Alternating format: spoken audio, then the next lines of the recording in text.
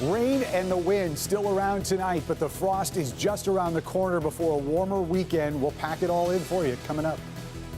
All right, Ben, plus a tentative agreement between the UAW and General Motors finally reached after 31 days.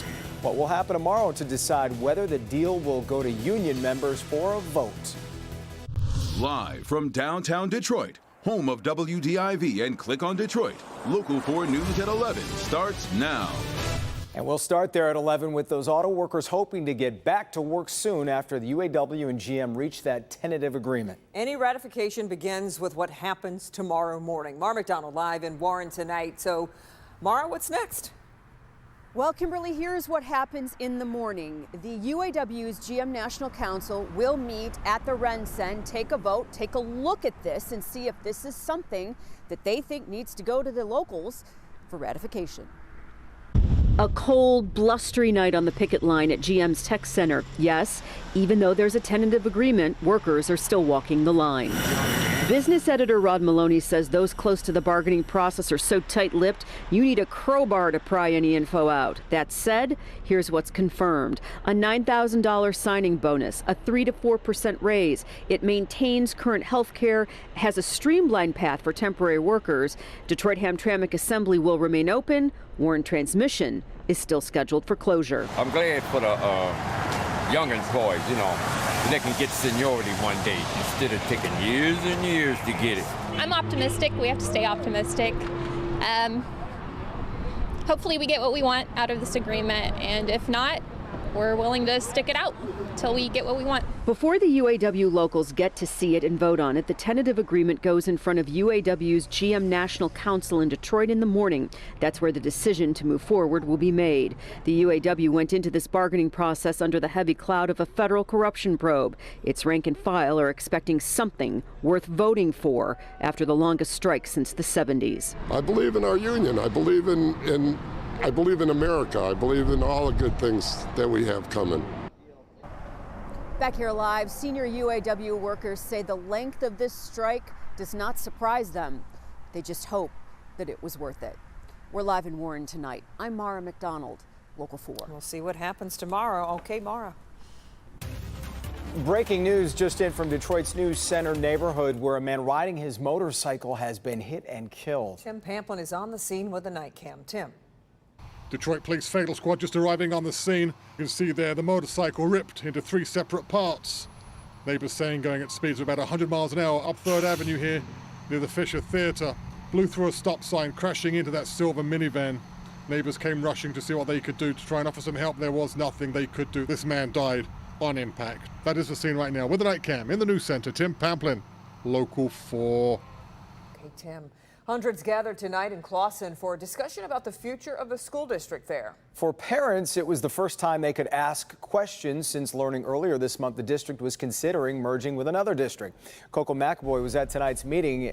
Coco, are parents there in favor of this possible merger? Well, at this point, parents have a lot of questions. They asked about state funding. They asked about what other options are out there. And they also wanted to know what a merger means for their kids. Hello, thank you for coming this evening. If we could get everybody to sign in, and it doesn't matter what sheet you sign in at. One by one, parents, community members, and school staff walked into the Clawson High School auditorium to hear about the future of the district. The priority for me will be what will be best for this community. Superintendent Tim Wilson says Clawson Public Schools is challenged with the statewide issue of declining enrollment. Every year we've had a significant loss in revenue, so it's affecting our ability to do what we need to do. Like addressing teacher salaries. The reason we're financially stable is because it's been on the backs of our teachers. So in the meeting, school board officials discussed the various options for the district, including a possible merger if that's what the board decides. I'm sure an ask would go out to Troy. That doesn't mean one wouldn't go out to Royal Oak or other districts. The community voiced their thoughts too. We're losing teachers, some of the best teachers in the area, because of low pay. My concern is for my special education second grader who gets wonderful quality services at a beautiful building. After a few more meetings, it will be up to the board to decide what happens next. And the next community forum is in 2 weeks. And then in November, the board is expected to make a recommendation and then eventually vote. Reporting live this evening, I'm Coco McAvoy, Local 4. All right, Coco, thanks. A windy and wet night with temperatures in the 40s. Yeah, I know the temperatures might be going back up, but what about that wind, Ben Bailey? Can we get rid of that, please? We will, but it is probably going to be late tomorrow before that happens. The good news is the showers that you still see that are relatively persistent, and you can tell by the formation of this, there's some lake enhancement there, sort of pseudo-connecting back to the northern end of Lake Michigan, but this is all getting wrapped around a low, which is off to our north. As far as the rain, as that will start to fade, the wind gust will probably be with us tomorrow, although may not be quite as brisk as what we see out there right now, with some of these gusts at 20 to 30 miles an hour still tonight. So plan on a windy start to tomorrow. Temperatures cool, but not quite as chilly as where we're going to start out on Friday, when we could be seeing another round of patchy frost. We'll look at all that coming up in a few minutes, guys. All right, Ben. Tonight, family and friends gathered on Detroit's west side to remember a 15-year-old girl who was shot and killed 3 years ago. Dozens released balloons tonight to pay tribute to Jada Rankin. The teenager was leaving her grandmother's house when a car went speeding down the street. Her brother yelled at the driver to slow down. That's when he came back and fired into the group of people, killing Jada. The shooter was never found. Crime Stoppers is offering a $13,000 reward for information leading to an arrest. A 24-year-old woman terrified to return home after being robbed and beaten outside of her Midtown apartment. The woman was attacked Sunday near her apartment on Prentice Street and 2nd Avenue. She says her key was in the door when two men grabbed her from behind, throwing her to the ground, punching and kicking her, stealing her purse and other belongings. I was still trying to hold on to my bag, and when he went to cover my mouth, I bit down on his fingers, and that's when I got, hit in the face. Detroit police and Wayne State Police are investigating. Chesterfield Township Police searching tonight for a man who robbed a bank earlier today in the area of 21 Mile and Gratiot. It happened around 2:30 this afternoon. Police weren't able to catch him.